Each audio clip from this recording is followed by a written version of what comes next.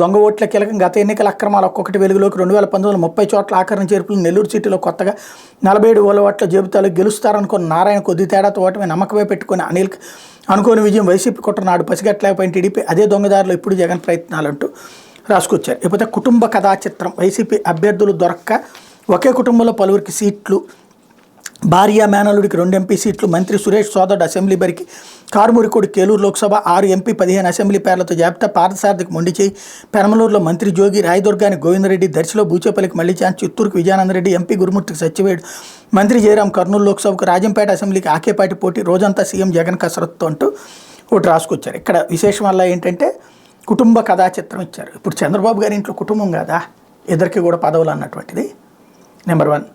రెండవది ఇప్పుడు ఉన్నటువంటిది కేసినేని నాని సోదరుడు చిన్నికే కదా, లేకపోతే ఇంతకుముందు కేసినేని నాని ఉన్నప్పుడు వాళ్ళ అమ్మాయికి కూడా ఇస్తుంది కుటుంబ కథా చిత్రం కాలేదా? అట్లాగే పరిటాల కుటుంబమే కదా, కుటుంబ కథా చిత్రమే కదా. మరోవైపున ఆయన పేరేంటి అయ్యన్న పాత్రుడు కుటుంబ కథా చిత్రమే కదా. ఇవన్నీ కుటుంబాలు కదా అక్కడ. వాళ్ళ కుటుంబాలకైతే అంటే తెలుగుదేశంలో కుటుంబాలకు కదా ఇస్తుంది అక్కడ. కాకపోతే ఇక్కడ ఒకవైపుదే చూస్తాం. అదేదో పాపం మన బాలయ్య గారి డైలాగ్ ఉంది కదా, చూడు ఒకవైపే చూడని, వీళ్ళు ఒకవైపే చూస్తుంటారు అనుకుంటా. లేకపోతే